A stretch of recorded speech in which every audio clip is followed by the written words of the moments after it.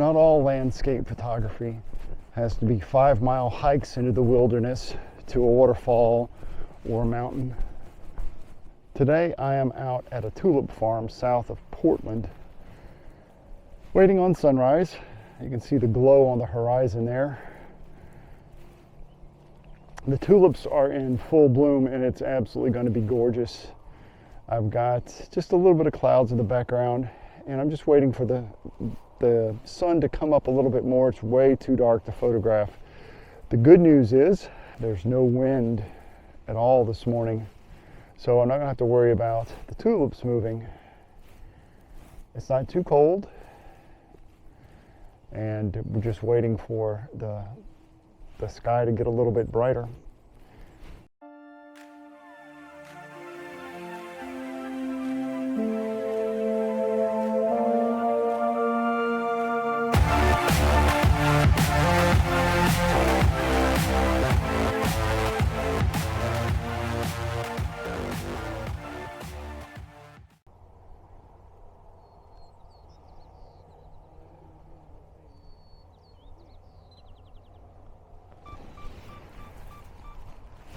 So I don't know if you can even see me yet. It's still pretty dark out here.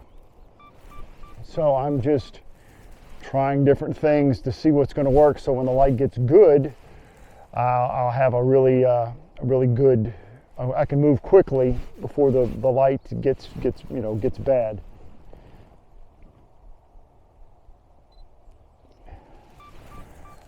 The thing is, because Mount Hood is so far away, that using a wide angle lens makes Mount Hood extremely tiny. So what I'm doing is I'm trying to use a longer focal length, about 105 millimeters, to bring that a little closer.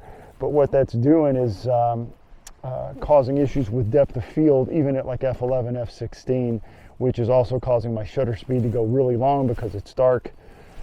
So again, right now I am just trying to find some compositions, try some different things. I'm going to definitely get really low, really close to the flowers, do some things like that. Use the leading lines of the rows as best I possibly can. So again, this is just a matter of finding stuff that works before the light gets really good, so when it does, you're able to move quickly. So right now I'm just focused on trying to get Mount Hood. It's starting to light up a little bit on the side. So I'm not too concerned about wide angle shots because I want the sun to come up and it'll start scraping the sides of the tulips. It'll make it it'll side light them and it'll make it a much better photograph. So now that Mount Hood is doing some things, I'm still using a longer focal length and the light's good enough. I'm not really having to bracket my shots except for the mountain in the very back.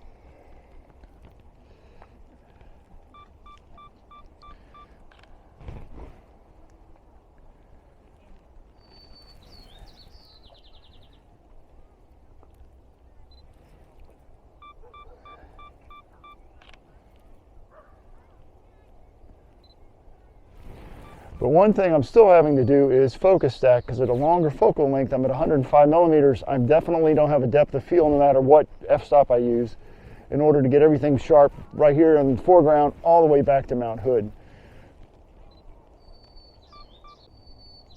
So that's pretty much the composition I've got right now. And ignore everything but f16 and ISO 100 because obviously I'm just trying to overexpose that top just so you can see the foreground a little bit. If this comes out, if I'm able to focus stack and get everything that's, everything from right here all the way back to Mount Hood, if I'm able to get all that in focus, then you'll see the shot at the end of the video.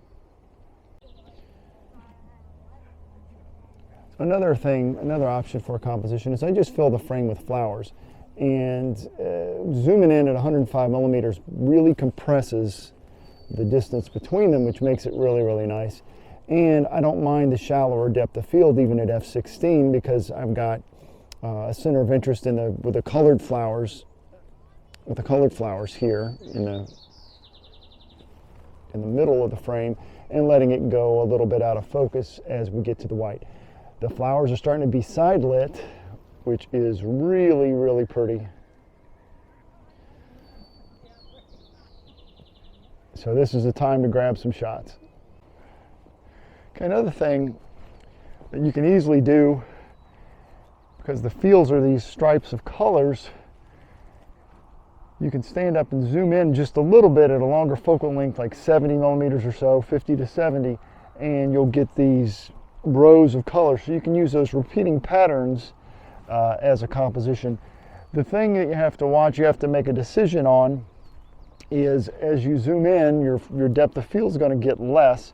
So you have to make the call on whether you want everything sharp front to back, which means you're definitely going to have to focus stack, or if you would want to pick out a specific row or specific color to be in focus and let the rest, as it goes away from the camera, let that just blur as it goes out of focus. So that's a creative choice. There is no right or wrong answer. It's whatever you want to create out of the flowers, out of the composition.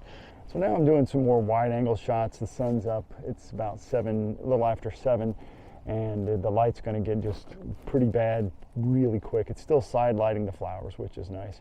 So getting down, getting up close, and trying to pick out 2 or 3 flowers using a much shallower depth of field. So I'm shooting at f4 and getting compositions of small groups of flowers and letting the background just go to just a creamy, just a creamy bokeh, which I think is really, really pretty.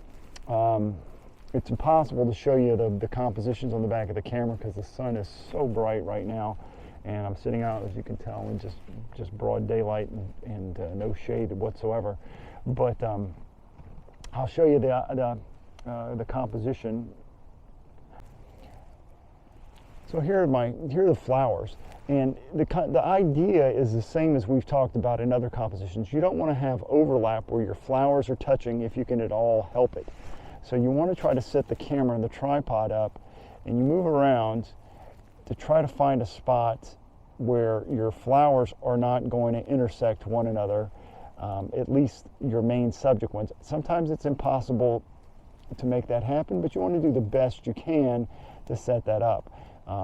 And get really, really low. You can even get down something like this, which is what I'm going to do next, and you get a shot like this, which is really, really cool. So that's my next shot, is what you're seeing right there. So I'm getting ready to pack it up and head back home. The light's just getting too harsh. But I found one last little shot that I really like. Sometimes when they plant the tulips, I don't know what happens, if it's just the wrong color that gets mixed in, but you'll occasionally find an odd color among a bunch of solid colors, and that can really, really make for a very nice composition. So I found this. So we got one single flower that's just, one of those is just not like the other. And so I got a few photographs. I don't know which one I'll like. I got one that was from the top, like basically almost shooting straight down, and then one more like somewhere around in here. Again, trying to find an angle that would allow me not to, overlap any of the flowers. But I really like the way that just stands out right there. So it was something different today. Instead of waterfalls or mountains, it was just the tulip fields. But you don't have to go great distances or hike. Anybody can get out and do, flower photography, especially now in the springtime when everything's blooming. So that's going to wrap it up from the tulip fields. I hope you liked the video. If you did, I'd really appreciate a like, a thumbs up, and subscribe to my channel so you don't miss a video. I release one each and every Wednesday. Thanks for watching, and we'll see you next time.